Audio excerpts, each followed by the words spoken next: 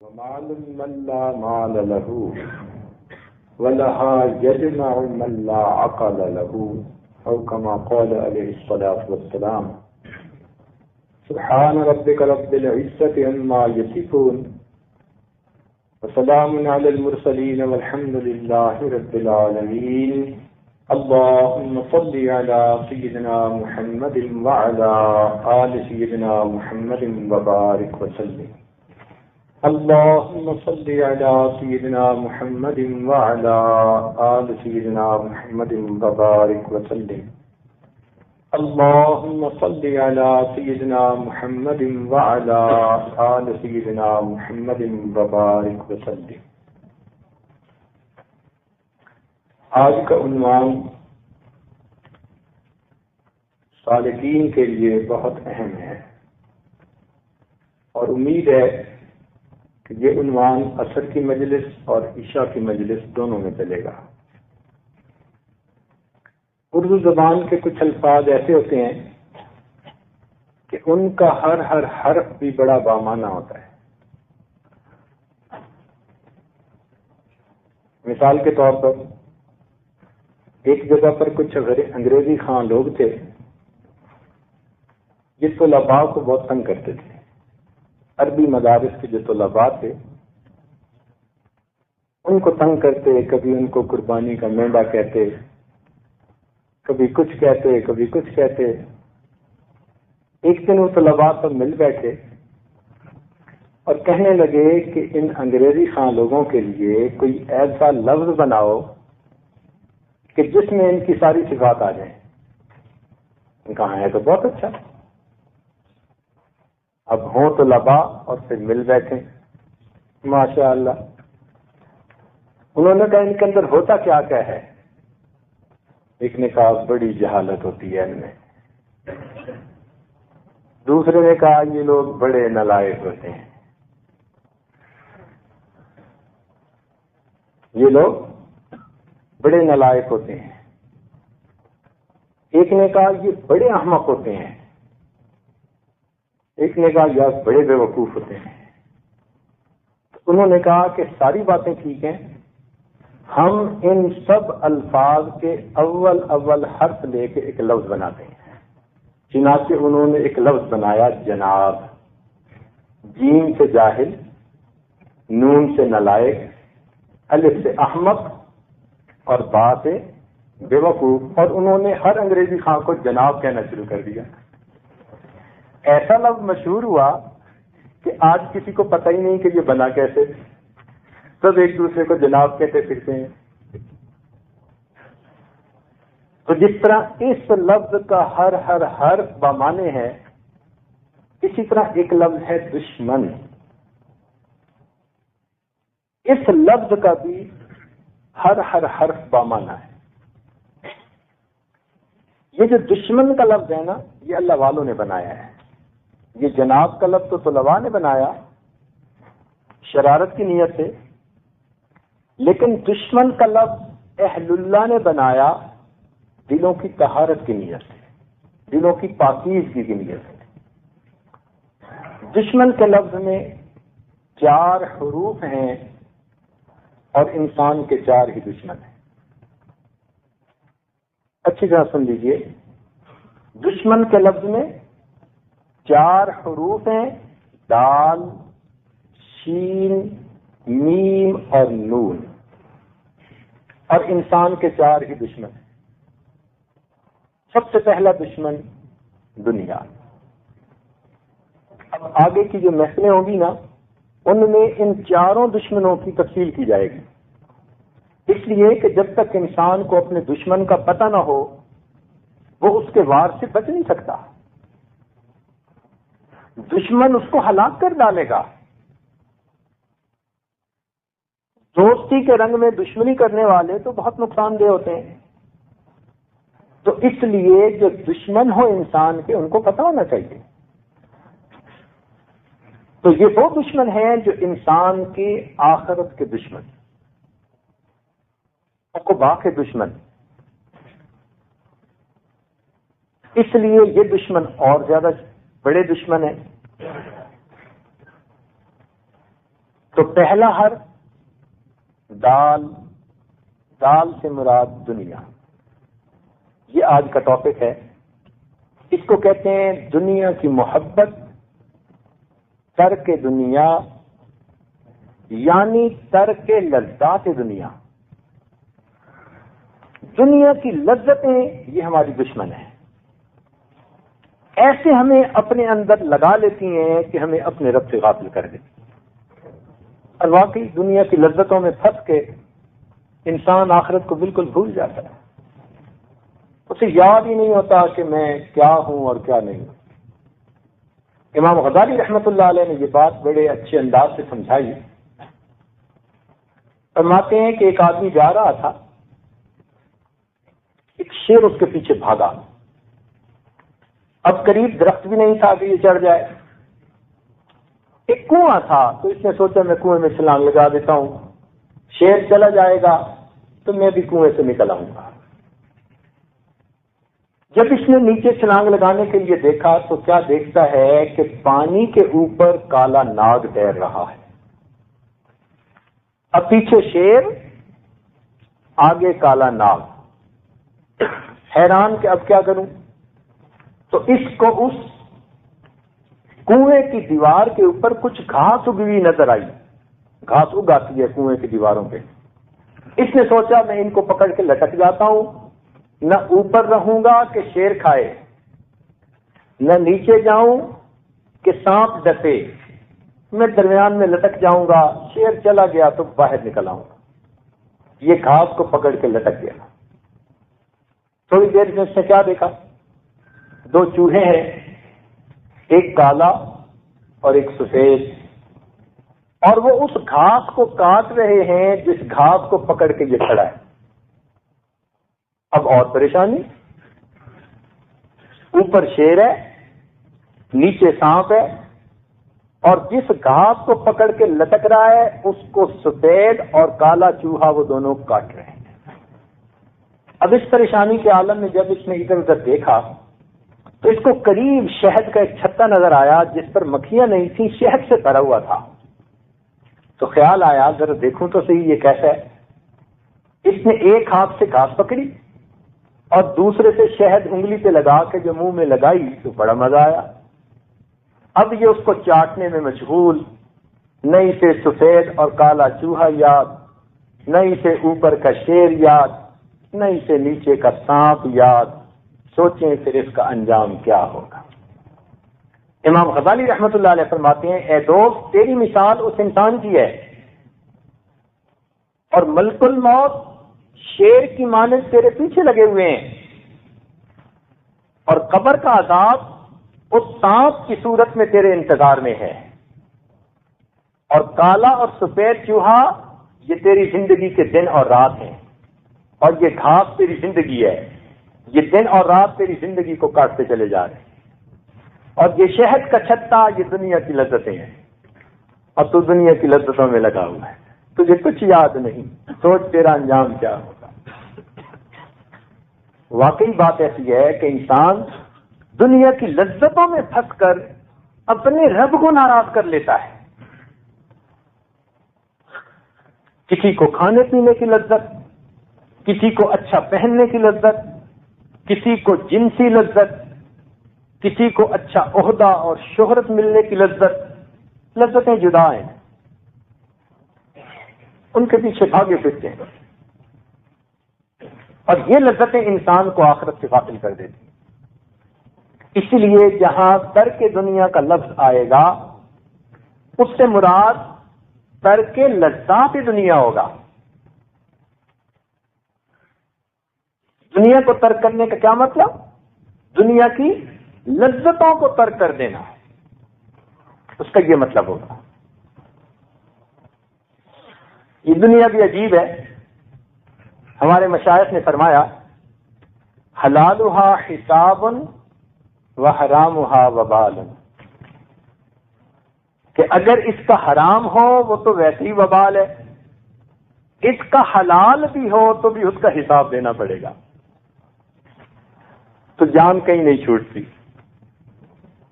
حلالها حساب وحرامها وبال، حرام ہے تو وہ وبال، اور اگر حلال بھی ہے تو اس کا بھی بندے کو حساب دینا پڑے گا۔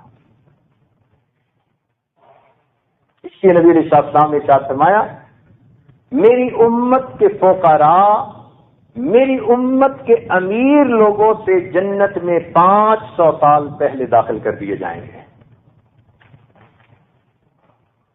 کیوں؟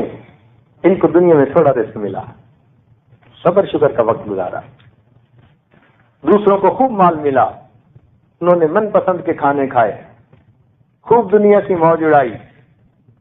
500 سال، اور آخرت کا ایک دن دنیا کے 70,000 سالوں کے برابر ہے، بعض جگہوں پر 50,000 سالوں کے برابر ہے۔ اب ایک دن اگر 50,000 سال کے برابر ہو اور 500 سال یہ پہلے جنت میں داخل کیے جائیں گے، تو اس دن تو امیر لوگ تمنا کریں گے کہ کاش ہم بھی دنیا میں فقیر ہوتے۔ اس لیے جس کو اللہ نے جتنا رزق دیا وہ اس پر اللہ کا شکر ادا کرے، غریب ہے صبر کرے، امیر ہے شکر ادا کرے، اور اس مال کو آخرت کے کمانے کا ذریعہ بنائے۔ کئی دفعہ مال کی وجہ سے انسان میں آ جاتی ہے، اس کی آواز میں مال کی جھنکار شامل ہو جاتی ہے۔ کئی ایسے بھی تو امیر ہوتے ہیں نا، فرعون بنتے ہیں، خدا کے لہجے میں بولنا شروع کر دیتے ہیں۔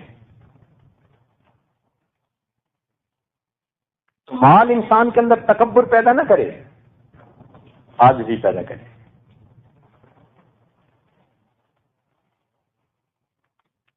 اور اگر کوئی امیر ہوگا مگر عاجزی ہوگی اور وہ اللہ کے قرب کے حصول کے لیے نیک بنے گا، تو وہ غریبوں کے اوپر فضیلت پا جائے گا۔ اس لیے فرمایا کہ کتنے لوگ ہوں گے جو دنیا میں نرم بستروں پر رہتے ہوں گے، آخرت میں اللہ ان کو جنت کے بچھونے عطا فرما دیں۔ ایک مرتبہ نبی علیہ السلام کے پاس فقراء مدینہ آئے، یا اصحاب صفہ، نبی علیہ السلام کے مدرسے کے ابتدائی طلباء۔ یہ غربا تھے، کسی کے جسم پہ پورا کپڑا ہوتا تھا، کسی پہ پورا کپڑا بھی نہیں، سطر چھپانے کے لباس ہوتا تھا فقط۔ صحابہ کہتے ہیں کہ ہم ایک دوسرے کی اوٹ میں بیٹھتے تھے کہ ننگے بدن پہ محبوب کی نظریں نہ پڑ جائیں۔ یہ حال ہے۔ اور انہوں نے آ کر کہا، اللہ کے نبی، ہمیں اللہ نے جس حال میں رکھا ہم راضی ہیں، مگر ہم یہ چاہتے ہیں کہ آخرت کے درجات تو ہمیں بڑے ملے، تو ہمیں کچھ بتا دیجئے۔ تو نبی علیہ السلام نے فرمایا، ایسے کرو، جب نماز پڑھو تو 33 مرتبہ سبحان اللہ، 33 مرتبہ الحمدللہ، اور 34 مرتبہ اللہ اکبر پڑھ لیا کرو۔ ان کے پڑھنے سے اللہ آپ کو آخرت کے بلند رتبے عطا کر دیں گے، آخرت کی سب نعمتیں مل جائیں گی۔ اب یہ بڑے خوش واپس آ گئے کہ ہمیں تو نسخہ مل گیا۔ اب انہوں نے نمازوں کے بعد جناب پڑھنا شروع کر دیا، چپ کے پڑھ رہے ہیں۔ اب جو امیر صحابہ تھے جن کو اللہ نے فراخی دی تھی، ان کا بھی تو رجوع اللہ کی طرف تھا۔ اب وہ بھی دیکھنے لگے کہ بھائی کوئی ادھر بیٹھا ہے، کوئی ادھر بیٹھا ہے، لگے ہوئے ہیں، آخر کوئی نہ کوئی بات تو ہے۔ وہ بھی ٹو میں لگ گئے۔ چنانچہ جب انہوں نے کہیں سے کھود کرید کر لی تو ان کو بات کا پتہ چل گیا، انہوں نے بھی عمل کرنا شروع کر دیا۔ جب انہوں نے یہ عمل کرنا شروع کر دیا اور ان فقراء کو پتہ چلا کہ جی اب تو عمراء نے بھی یہ عمل شروع کر دیا، اب ہم آگے کیسے بڑھ سکتے ہیں، یہ پھر نبی علیہ السلام کی خدمت میں آئے۔ اللہ کے نبی، جو نسخہ بلندی درجات کا آپ نے ہمیں بتایا تھا وہ تو امیر بھی کر رہے ہیں۔ آپ نے فرمایا، ذالک فضل اللہ یؤتیہ من یشاء، یہ تو پھر اللہ کا فضل ہے، جس کو چاہے دے دے۔ تو اگر نیکی کے ساتھ اللہ دنیا کا رزق زیادہ دے تو یہ اللہ کا فضل ہے، اور اگر یہ مال دنیا داری کا ذریعہ بنے، تکبر کا ذریعہ بنے، شہرت اور ریاکاری کا ذریعہ بنے، پھر یہ انسان کے لیے وبال ہے۔ اس لیے اس ٹاپک کو کھولنا بہت ضروری ہے، صحیح پتہ چلے، افراط و تفریط سے انسان بچے۔ حدیث پاک میں فرمایا گیا حب الدنیا رأس کل خطیئہ، دنیا کی محبت تمام برائیوں کی جڑ ہے. دنیا کی محبت تمام برائیوں کی بنیاد ہے. ہر برائی اسی سے جنم لیتی ہے کہ دل میں دنیا کی محبت ہوتی ہے. اور ہمارے مشائخ نے اس حدیث کو سامنے رکھ کر چند الفاظ اور بڑھا دیے مطلب سمجھانے کی خاطر. فرمایا حب الدنیا رأس کل خطیئہ وترکها مفتاح کل فضیلہ، اور دنیا کا ترک کر دینا یہ ہر فضیلت کی کنجی ہے. تو دنیا کو ترک کر دینے کا کیا مطلب؟ یہ نہیں ہے کہ بیوی بچے ماں باپ کو چھوڑ کر ایک غار بنا لی اور وہاں جا کے مصلی بچھا دیا. لا رہبانیت فی الاسلام، اسلام میں رہبانیت نہیں ہے. والرہبانیت ابتدعوها ما كتبناها علیہم، اللہ تعالیٰ قرآن میں فرماتے ہیں کہ یہ رہبانیت تو بدعت تھی جو ان عیسائیوں نے نصارہ نے گھڑ لی تھی، اللہ نے اس کا حکم نہیں دیا تھا. تو ترک دنیا اس کو نہیں کہتے، وہ تو کام چور لوگوں کا کام ہوتا ہے. کام کو دل نہیں کرتا کہ ہم تو بڑے توکل کرتے ہیں.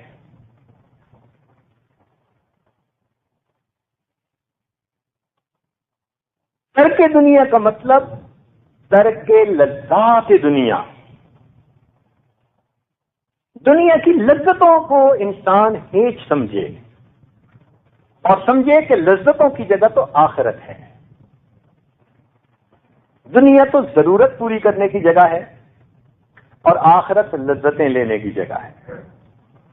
جس نے دنیا کو ضرورت کے بقدر استعمال کیا وہ کامیاب رہا، اور جو لذتوں کے پیچھے شہوتوں کے پیچھے پڑ گیا وہ انسان برباد ہوا. چنانچہ مشکات شریف کی روایت ہے وارتحلت دنیا مدبرۃ وارتحلت الآخرۃ مقبلۃ، دنیا پیٹھ پھیر کے جا رہی ہے اور آخرت اپنا چہرہ تمہاری طرف کر کے آ رہی ہے. وَلِكُلٍّ مِّنْهُمَا بَنُونَ، اور دونوں کے بیٹے ہیں. فَكُونُوا مِنْ أَبْنَاءِ الْآخِرَةِ، تم آخرت کے بیٹے بنو. وَلَا تَكُونُوا مِنْ أَبْنَاءِ الدُّنْيَا، اور دنیا کے بیٹے نہ بننا. ہم آخرت کے طلبگار بنے، دنیا کے طلبگار نہ بنے.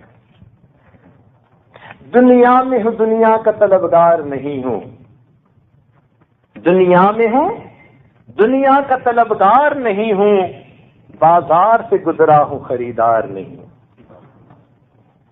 تو ہم دنیا کے بازار سے تو گزریں، دنیا کے خریدار نہ بنے.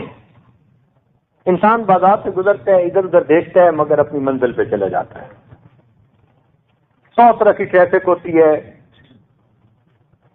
آوازیں آ رہی ہوتی ہیں، کان بھی نہیں دھرتا، گزر رہا ہوتا ہے. ہم بھی جب ادھر سے گزرتے ہیں، کبھی کہیں سے کوئی دعوت، کہیں سے کوئی دعوت، کہیں کوئی پیلا چہرہ نظر آیا، کوئی نیلا چہرہ نظر آیا. ہر طرف دھیان، توجہ، دل کو اپنی طرف کھینچنے کے لیے شیطان کے بڑے پھندے. مسجد سے باہر نکل کے دیکھو، قدم قدم پہ جال نظر آئیں گے، چلتے پھرتے جال. اور نوجوان تو بیچارے قابو میں نہیں رہتے، ان کو دنیا کی لذتیں کھینچتی ہیں. ہم سے تو بچہ اچھا، ہم سے تو بچہ اچھا. ایک بزرگ تھے، ان کی خدمت میں ایک آدمی اپنے بیٹے کو لایا. حضرت اس کے لیے دعا فرما دیں. ایک اچھی عادت ہے، پہلے لوگ اپنے بیٹوں کے لیے، اولاد کے لیے اللہ والوں سے دعا کرواتے رہے ہیں، اللہ کرے کہ ہمیں بھی اللہ والوں کی دعا لگ جائے. تو وہ اپنے بیٹے کو لے کے آیا، حضرت اس کے لیے دعا کر دیں. یہ اور بات ہے کہ کئی مرتبہ اپنے بیٹوں کو لے کے آتے ہیں اور دعا کروانے کے لیے کہتے ہیں، اور باپ کی اپنی حالت ایسی ہوتی ہے کہ دعا اس کے لیے کرنے کو دل کرتا ہے کہ بچے کے لیے دعا کیا کرنی، پہلے تو باپ کے لیے کرنی چاہیے. اللہ اس کو ہدایت دے.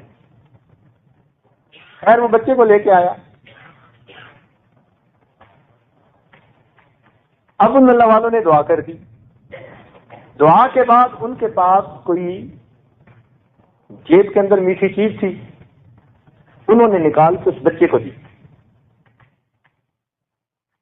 جب اس بچے کو دی تو بچے نے منہ پھیر لیا اور اپنے والد کی طرف دیکھنا شروع کر دیا. حالانکہ بچپن میں بچے کے اندر میٹھا کھانے کا شوق شدید ہوتا ہے, یہ بایولوجیکل نیڈ ہوتی ہے اس کی, کیونکہ اس نے گرو کرنا ہوتا ہے, بڑھنا ہوتا ہے, اور اس کے لیے اس کو میٹھے کی ضرورت ہوتی ہے. تو اس لیے بچے کو میٹھی چیزیں سب سے زیادہ پسند ہیں, اس لیے وہ میٹھی چیزوں کے پیچھے بھاگتا ہے. تو بچے کے لیے میٹھی چیز کو چھوڑ دینا بڑا مشکل کام. لیکن جب ان اللہ والوں نے اس کو میٹھی چیز دکھائی تو اس نے میٹھی چیز سے نگاہیں ہٹا کے ابو کی طرف دیکھا.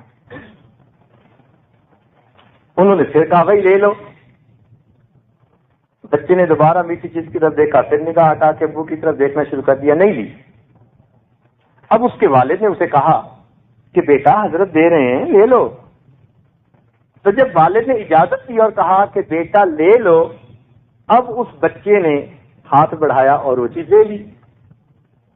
جب اس نے وہ چیز لے لی تو والد کی آنکھوں میں سے, ان بزرگوں کی آنکھوں میں سے آنسو آ گئے. وہ آدمی حیران ہوا, حضرت آپ کیوں روئے؟ وہ فرمانے لگے کہ ہم سے تو یہ بچہ اچھا,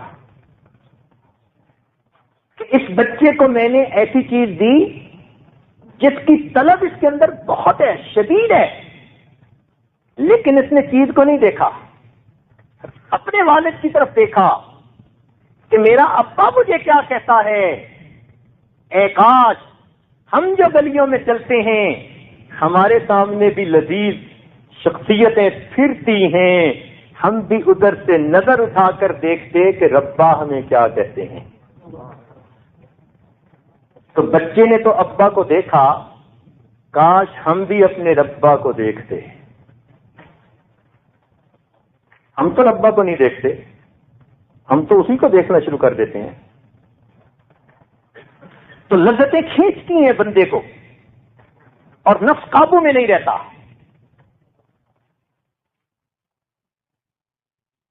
اس لیے نبی علیہ السلام نے ارشاد فرمایا دنیا ہاروت اور ماروت سے بڑی جادوگرنی.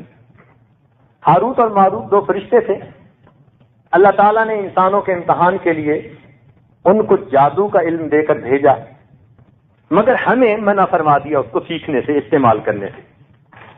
امتحان ہمارے لیے امتحان, جو سیکھنے آتا تھا وہ اس کو بتا دیتے تھے کہ یہ نقصان دہ ہے, لوگ پھر بھی سیکھتے تھے جو غافل تھے. اس جادو سے وہ میاں اور بیوی کے درمیان جدائی ڈال دیتے تھے, دلوں میں نفرتیں ہو جاتی تھی. تو نبی علیہ السلام نے ارشاد فرمایا کان سحر ہاروت و ماروت یفرق بین المرء و زوجی. ہاروت اور ماروت کا جو جادو تھا وہ میاں اور بیوی کے درمیان جدائی ڈال دیتا تھا. وَهَذِهِ السَّحَارَةُ, اور یہ دنیا ایسی جادوگرنی ہے بین العبد و ربی, یہ بندے اور اس کے رب کے درمیان جدائی ڈال دیتی ہے.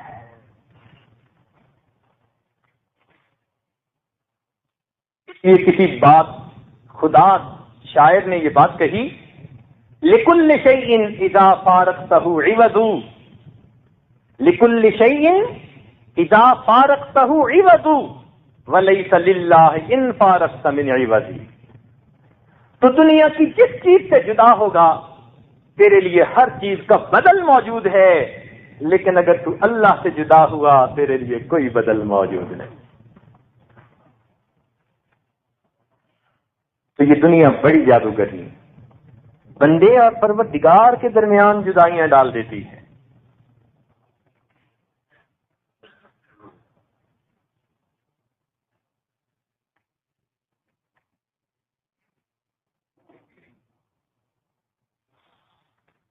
حضرت سلمان فارسی رضی اللہ تعالیٰ عنہ جلیل القدر صحابی, ہمارے سلسلہ نقشبندیہ میں سیدنا صدیق اکبر عنہ کے بعد ان کا نام آتا ہے. نبی علیہ السلام کو اتنی محبت تھی کہ آپ نے ارشاد فرمایا السلمان منا اہل البیت، سلمان تو میرے اہل بیت میں سے ہے۔ یہ اصحاب صفہ کے منیٹر تھے، اصحاب صفہ والوں میں سے تھے، یعنی ان کے جیسے کلاس کا منیٹر ہوتا ہے نا، تو یہ سلمان فاضل اصحاب صفہ کے منیٹر تھے، مہاجرین، یعنی اللہ کے لیے انہوں نے پہلے ہجرت کی تھی۔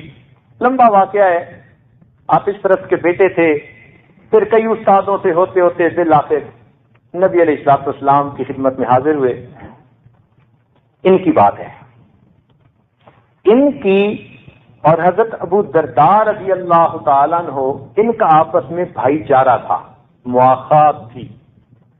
نبی علیہ السلام نے صحابہ کو بھائی بھائی بنا دیا تھا، تو ان کی آپس میں مواخات تھی، یہ ایک دوسرے کو اپنے حالات بتاتے رہتے تھے، جیسے جگری دوست ایک دوسرے سے مشورے کرتے رہتے ہیں، بتاتے رہتے ہیں۔ ابو الدرداء رضی اللہ عنہ بیت المقدس آ گئے اور انہوں نے وہاں رہنا شروع کر دیا۔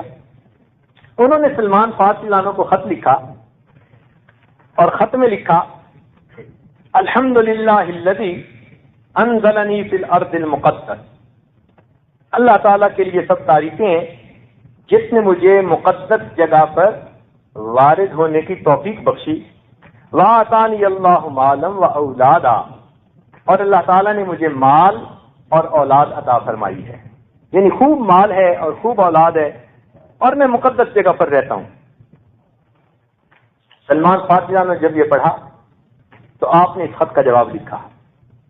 جواب میں فرمایا فَعَلَمْ يَا أَبِي الدرداء، اے ابو درداء آپ اس بات کو جان لیجئے، ان الارض المقدس لا تقدس الانسان، مقدس جگہ انسان کو مقدس نہیں بنایا کرتی، ولکن تقدس الانسان بالاعمال الصالحہ، انسان کا تقدس تو نیک اعمال کی وجہ سے ہوتا ہے، والاخلاق الفاضلہ، یا اچھے اخلاق کے ساتھ ہوتا ہے۔ اور آخر کے اوپر نصیحت کے طور پر لکھا فیا لیتا آتاک اللہ بدل المال علما نافعا وبدل الاولاد عملا صالحا، اے کاش اللہ تعالیٰ تجھے مال کے بدلے علم نافع عطا فرما دے اور اولاد کے بدلے میں عمل صالح عطا فرما دے۔ تو اس سے اندازہ لگائیے کہ صحابہ کی نظر کس چیز پر رہتی تھی، وہ دنیا کی ان چیزوں کے پیچھے نہیں بھاگتے تھے، ہر نظر آخرت کی طرف۔ عقل دو طرح کی ہے، ایک کو کہتے ہیں عقل معاش اور ایک کو کہتے ہیں عقل معاد۔ ایک ہے عقل معاش اور ایک ہے عقل معاد۔ عقل معاش وہ ہوتی ہے کہ جو دنیا کے فائدے سوچنے والی ہو، جیسے کچھ لوگ کیسے تھے دین کے معاملے میں کہیں گے جی ہمیں تو کچھ بس سمجھ ہی نہیں ہے، دنیا کے معاملے میں کانٹے۔ اور عقل معاد اس عقل کو کہتے ہیں کہ جو ہر چیز میں آخرت کی طرف رجوع کرنے والی ہو، ہر چیز کو آخرتی نقطہ نظر سے دیکھنے والی ہو، اس کو عقل معاد کہتے ہیں۔ انبیاء کرام دنیا میں عقل معاد لے کر تشریف لائے اور ان کے صدقے پھر انسانوں کو، ایمان والوں کو عقل معاد نصیب ہوئی۔ تو اللہ والوں کے پاس عقل معاد ہوتی ہے، اس لیے وہ ہر چیز میں آخرت کے نقطہ نظر سے دیکھتے ہیں۔ ایک چھوٹی سی مثال سے بات سمجھاؤں پھر آگے بڑھیں گے۔ ایک آدمی سنگترے بیچنے والا تھا، اچھے سنگترے لے لو، سنگترے تو سنگترے بیچ رہا تھا۔ ایک اللہ والے نے جب آواز سنی تو ان پر تو عجیب حال طاری ہوا، اللہ اللہ اللہ، عجیب کیفیت ان کی۔ کسی نے پوچھا جب افاقہ ہوا کہ حضرت کیا بنا؟ فرمایا تم نے نہیں دیکھا کہ وہ کیا کہہ رہا تھا؟ حضرت وہ تو سنگترے بیچنے والا، سنگترے بیچنے کے لیے آوازیں لگا رہا تھا، کہہ رہا تھا اچھے سنگترے اچھے سنگترے، تو وہ تو سنگترے بیچ رہا تھا۔ کہنے لگے نہیں تم سمجھے نہیں، وہ کیا کہہ رہا تھا؟ حضرت وہ تو کہہ رہا تھا اچھے سنگترے۔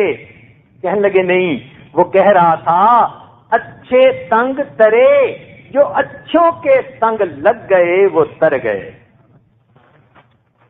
جو اچھوں کے سنگ لگ گئے تر گئے. وہ تو یہ کہہ رہا تھا. اب یہ ہے عقل معاد کہ دنیا دار نے اس چیز سے دنیا کو سوچا اور اللہ والوں نے اس چیز سے آخرت کو سوچا. تو اللہ والوں کو عقل معاد نصیب ہوتی ہے، اس لیے ہر چیز کو آخرتی نقطۂ نظر سے سوچتے ہیں. اس لیے وہ دنیا میں ہوتے ہیں مگر دنیا سے دھوکے نہیں کھاتے. وہ جانتے ہیں دنیا کے مکر و فریب کو. حقیقت دنیا ان پر واضح ہوتی ہے. آپ نے دیکھا ہوگا کچھ لوگوں کو سانپ کا منظر آتا ہے تو وہ سانپ پکڑ لیتے ہیں. ہم نے خود اپنی زندگی میں دیکھا. ہمارا ایک واقف تھا، قریب رہتا، اس کو سانپ پکڑنے کا فن آتا تھا. اللہ کی شان، 1 میٹر لمبے کالے سانپ پکڑ کے لے آتا. ایک مرتبہ ایک سانپ سویا پڑا تھا تو قریب سے گزرنے والوں نے کہا سانپ ہے. کہتے سویا ہوا ہے، سوئے ہوئے کو کیا پکڑنا. اس نے جا کے سانپ کو جگایا تو سانپ جب بھاگنے لگا پھر اس کو پکڑا. اس نے کہا تم نے پکڑ لیا. کہنے لگا کیا کروں. اس نے کہا وہاں تو سائیکل چلانی ہے. کہنے کا بہت اچھا. وہ سانپ کو پکڑ کے لے گیا اور وہاں جا کے اس کو لپیٹ کے جیب میں ڈال لیا. زندہ سانپ لکھتا ہوا اس کی جیب میں. اللہ کی شان. تو جن لوگوں کو سانپ کا منظر آتا ہے سانپ ان کو نقصان نہیں پہنچا سکتا. یوں ہی معلوم ہوتا ہے کہ صحابہ کرام نے نبی علیہ الصلوۃ والسلام کی صحبت میں رہ کر دنیا کا منتر سیکھ لیا تھا. اس لیے وہ دنیا میں رہے اور دنیا نے ان کو کوئی نقصان نہ پہنچایا. ہم لوگوں کو بھی چاہیے اللہ والوں کی صحبت میں رہ کے دنیا کا منتر سیکھیں. پھر ہم دنیا میں رہیں گے مگر دنیا ہمیں نقصان نہیں دے گی.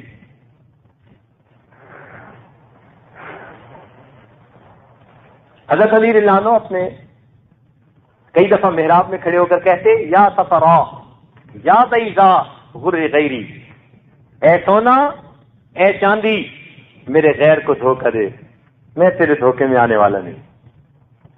تو دنیا کے دھوکے میں نہیں آئے. حضرت اکبر ثانی رحمۃ اللہ علیہ نے ایک عجیب بات لکھی ہے.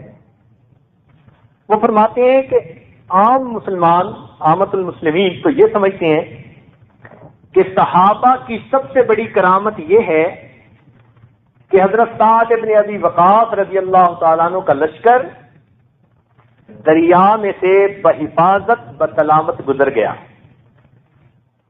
عوام الناس کے نزدیک صحابہ کی سب سے بڑی کرامت یہ ہے کہ سعد ابن ابی وقاص عنہ کا لشکر دریا میں سے بحفاظت بسلامت گزر گیا. وہ اس کو بڑا کام سمجھتے ہیں، بڑی کرامت سمجھتے ہیں. مگر فرمایا کہ اہل علم کے نزدیک صحابہ کی سب سے بڑی کرامت یہ ہے کہ وہ اپنے ایمان کو اس دنیا کے دریا سے بحفاظت بچا کر لے گئے. یہ ان کی سب سے بڑی کرامت ہے، اپنے ایمان کو اس دنیا کی لذتوں کے دریا میں سے بحفاظت بچا کر لے گئے. اس لیے صحابہ کرام ہر وقت آخرت کی طرف رجوع رکھتے تھے. حضرت عمر رضی اللہ عنہ کا تو یہ حال تھا، پینے کے لیے پانی مانگا اور کسی نے شربت لا کے دے دیا تو اب پیتے ہوئے رونے لگ گئے. پیتے ہوئے رونے لگ گئے. کسی نے پوچھا کہ حضرت رو کیوں رہے ہیں؟ فرمانے لگے کہ مجھے قرآن کی آیت یاد آ گئی کہ قیامت کے دن اللہ کچھ لوگوں کو کہہ دیں گے اذهبتم طیباتکم فی حیاتکم الدنیا واستمتعتم بها، کہ تم نے تو دنیا کی لذتیں دنیا میں سمیٹ لی تھیں، مل گئی تھی تمہیں، آج تمہارے لیے میرے پاس کوئی حصہ نہیں. اب سوچو کہ پانی مانگا، شربت مل گیا تو اس کو پیتے ہوئے رونے لگے کہ ایسا تو نہیں آخرت کی لذتیں دنیا ہی میں مل رہی ہوں. تو صحابہ اتنا ڈرتے تھے، اس لیے روتے رہتے تھے، مانگتے رہتے تھے. حالت ان کی یہ تھی کہ گزران بڑا مشکل تھا.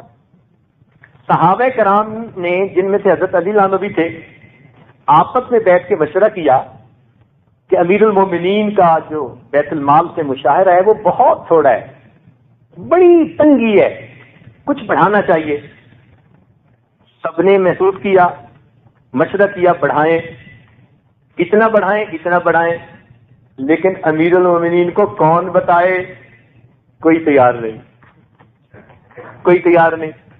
اب مشورہ کر کے انہوں نے کہا اچھا، ان کی بیٹی سیدہ حفصہ رضی اللہ تعالی عنہا وہ ام المومنین ہے، امت کے لیے ماں ہے، تو ہم ان کی خدمت میں گزارش کر دیتے ہیں، وہ اپنے والد گرامی کو یہ بات پہنچا دیں گی۔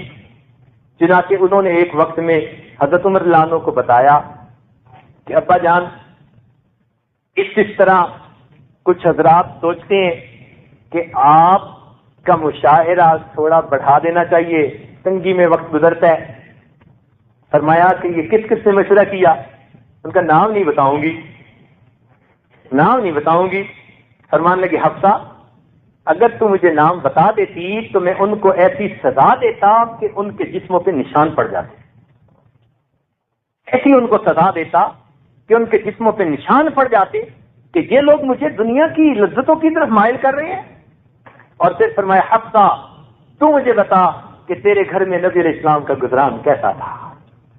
تو کہنے لگی میں نے بتایا کہ آپ صلی اللہ علیہ وسلم کے پاس ایک جوڑا تھا پہننے کے لیے اور گیرو رنگ کا ایک کپڑے تھے، وہ کبھی لشکر کے کسی آنے پر یا جمعہ کے دن اس کو پہنا کرتے تھے، اور کھجور کی چھال کا تکیہ تھا، اور ایک کمبل تھا، اس کو سردیوں کے اندر آدھا نیچے آدھا اوپر لے لیتے تھے، جب گرمی آتی تھی تو اس کو نیچے بٹھا لیتے تھے، اور نبی علیہ الصلوۃ والسلام کے پاس کئی دن تک ان کے چولہے میں آگ نہیں جلتی تھی۔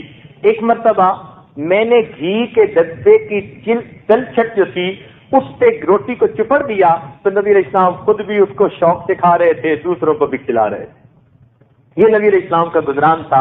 تو پھر عمر رضی اللہ عنہ نے فرمایا کہ حفصہ نبی علیہ السلام نے ایک راستے پر زندگی گزاری، ان کے بعد امیر المومنین ابوبکر صدیق لانو نے اسی راستے پر زندگی گزاری، وہ اپنے محبوب سے مل گئے۔ اگر میں اس راستے پر چلوں گا پھر ان کو مل سکوں گا، میرا راستہ بدل جائے گا تو منزل بھی بدل جائے گی۔ آپ اندازہ کیجئے کہ تھوڑا سا مال زیادہ آنے کے اوپر بھی اتنے خفا۔ ان حضرات نے یوں سمجھ لیا تھا کہ یہ دنیا کی زندگی تو بس ختم ہونے والی ہے، اس لیے بس ضرورت کے بقدر پورا کرو اور لذتیں آخرت میں، لذتیں آخرت میں۔ سیدنا صدیق رضی اللہ عنہ کی اہلیہ کے دل میں بڑی تمنا تھی کہ کوئی سویٹ ڈش تیار کریں۔ انہوں نے کہا کہ جی کچھ پیسے دیں۔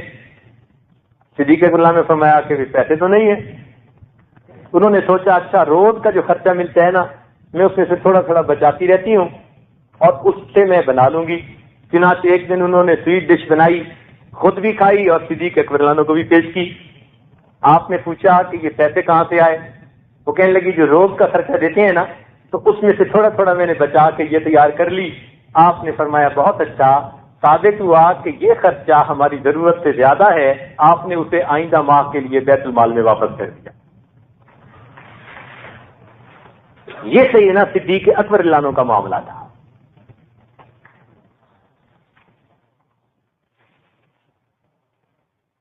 تو صحابہ کرام تو آخرت پر ان کی نظریں جمی ہوئی ہوتی تھیں اور اس لیے دنیا کی ان کے نزدیک کوئی قیمت نہیں ہوتی تھی۔ اللہ نے جن حضرات کو دنیا کا مال دیا وہ دونوں ہاتھوں سے اس کو اللہ کے راستے میں خرچ کر رہے ہوتے تھے، دونوں ہاتھوں سے، تاکہ اللہ کے ہاں ہم زیادہ سے زیادہ رتبے کمائیں۔ سیدنا عثمان غنی رضی اللہ عنہ کو اللہ نے خوب مال دیا تھا لیکن ان کے دل میں مال کی محبت نہیں تھی، وہ مال کو اللہ کے لیے خرچ کرتے تھے۔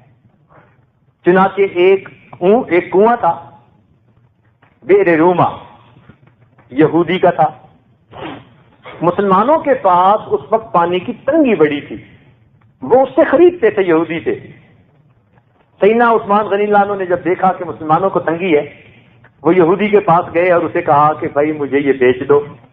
اس نے کہا میری تو بڑی کمائی ہوتی ہے، میں کیوں بیچوں گا؟ فرمان لگے اچھا ایسا کریں کہ آدھا بیچ دیں، قیمت پوری لے لیں۔ وہ یہودی نہ سمجھ سکا اللہ والوں کے پاس حکمت ہوتی ہے، فراست ہوتی ہے. اس نے کہا یہ ٹھیک ہے کہ آدھا حق دوں گا، قیمت پوری لوں گا. چنانچہ اس نے قیمت پوری لے لی اور آدھا حق دے دیا کہ ایک دن آپ نکالو اور دوسرے دن پانی ہم نکالیں گے. اب وہ تو اجرت پہ لیتا تھا. جب آپ نے اس کو پیسے دے دیے، طے ہو گیا، اعلان کروا دیا کہ میری باری کا دن جو ہے وہ مسلمان ہو یا کافر سب کے لیے اجازت ہے بغیر پیسے کے اللہ کے لیے پانی استعمال کرے. اب جب لوگوں کو ایک دن فری پانی ملنے لگا تو خریدنے والا کون ہوتا؟ اب اس سے خریدنے والا کوئی نہیں. چنانچہ چند مہینوں کے بعد آیا، جی آپ مجھ سے باقی آدھا بھی خرید لیں. ماشاءاللہ آپ نے باقی آدھا بھی خرید کر سب کو اللہ کے لیے وقف کر دیا. تو مال اللہ کے لیے، لشکر کا لشکر نبی علیہ السلام کی خدمت میں جہاد کے لیے پیش کر دیتے تھے. 1000 اونٹ سامان سے لدے ہوئے نبی علیہ السلام کی خدمت میں پیش کر دیے. ایک مرتبہ جنگ کے موقع پہ ضرورت تھی اور قحط بھی تھا. صحابہ کرام بڑی مشکل کے حالات میں تھے اور ان کے 1000 اونٹ سامان سے لدے ہوئے شام سے آئے اور عین اس وقت پہنچے کہ جب چیزوں کی قلت تھی. پورا مدینہ اس وقت تنگی کی حالت میں تھا. تو مدینہ کے جتنے تاجر تھے وہ پہنچ گئے. کہنے لگے جی جتنا آپ نے خریدا ہے نا اس پہ جو ہم سے منافع لینا ہے وہ لے لو. آپ نے فرمایا کتنا دو گے؟ ایک نے کہا میں ایک کے بدلے ایک، یعنی جتنے کا خریدا میں 100% ایک اور دے دوں گا، نہیں چھوڑا ہے. دوسرے نے کہا 2 دوں گا، تیسرے نے کہا 3 دوں گا، ایک نے کہا 4 گنا، ایک نے کہا 5 گنا. آپ نے کہا نہیں میں نہیں دیتا. اب وہ کہنے لگے جی عجیب بات ہے، مال کو 5 گنا کر کے دے رہے ہیں اور آپ کہتے ہیں نہیں دوں گا. سمجھ لگے ہاں اس سے زیادہ کوئی دے سکتا ہے تو بولے. کہنے لگے جی اس سے زیادہ تو کوئی نہیں دے سکتا. کہنے لگا پھر میرے پاس ایک گاہک ہے، ان کا وہ کتنا دیتا ہے؟ کہنے لگا کہ 10 کی گارنٹی تو پکی ہے، ویسے اس نے 70 بھی کہا ہے اور 700 بھی کہا ہے. واللہ یضاعف لمن یشاء بغیر حساب. اور اس نے بغیر حساب بھی کہہ دیا ہے کہ میں تمہیں اس کا اجر دوں گا. آپ نے سارے مال کو اسی وقت اللہ کے راستے میں صدقہ کر دیا. اب یہ دنیا ان کے لیے نقصان دہ نہیں، یہ دنیا ان کے لیے بلندی درجات کا سبب ہے. تو ترک لذات یہ دنیا نقصان یعنی اصل مقصود ہے. اور جن لوگوں کے پاس لذتیں کی یہ چیزیں نہ ہوں، وہ اللہ کے لیے اس کو خرچ کر رہے ہوں، ان کے لیے یہ بلندی درجات کی چیز ہے. یہ ٹاپک تو انشاءاللہ جاری رہے گا، تاہم ایک واقعہ سنا کر بات مکمل کر دیتے ہیں. نبی علیہ الصلوۃ والسلام تشریف فرما ہے. ایک آدمی نیا مسلمان آیا ہوا تھا، وہ آپ کی خدمت میں حاضر ہوا. اچھا صحابہ کرام نئے مسلمان ہوتے تھے نا، تو نبی علیہ السلام ان کی تالیف قلب کے لیے بہت زیادہ محبت فرماتے تھے. نئے مسلمان ہوتے تھے نا، ان کو زیادہ محبت پیار سے آپ پیش آتے. چنانچہ وہ آیا، کہنے لگا جی کہ میرا قباء کے اندر ایک باغ ہے اور میرے ساتھ ایک اور مسلمان کا باغ ہے اور وہ مسلمان بوڑھا ہے. میری اگر لائن سیدھی ہو تو اس میں اس کے چند درخت آ جاتے ہیں، 5-10 درخت اس کے میری طرف آتے ہیں، مگر میری لائن سیدھی ہو جاتی ہے، میں اپنی دیوار بنا سکتا ہوں، حفاظت کر سکتا ہوں. میں نے اس بوڑھے مسلمان سے کہا ہے کہ بھئی یہ 5-10 درخت ہیں، یہ تم مجھے بیچ دو. وہ بیچنے پہ آمادہ نہیں، تو آپ مہربانی فرمائیں مجھے یہ درخت دلوا دیں، مجھے یہ درخت دلوا دیں. چنانچہ نبی علیہ السلام نے اس بوڑھے صحابی کو طلب فرمایا، وہ حاضر ہو گئے. اچھا بوڑھوں کی سمجھ کئی دفعہ اپنی ہوتی ہے، عمر ایسی ہوتی ہے نا.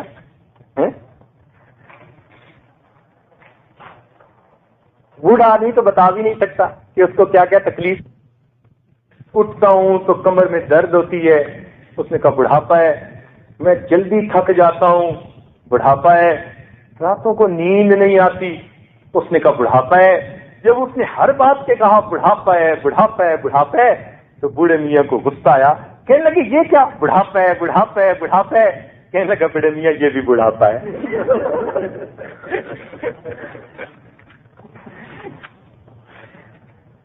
تو ٹریگر ہو جاتے ہیں ایک بات پہ.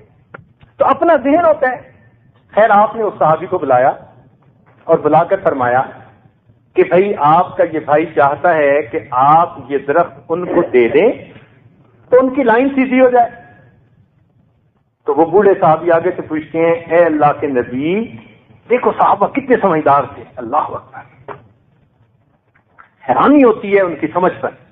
آگے سے سوال پوچھتے ہیں اے اللہ کے نبی، یہ آپ کا حکم ہے یا آپ کا مشورہ ہے؟ کہ آپ کا حکم ہے یا آپ کا مشورہ ہے؟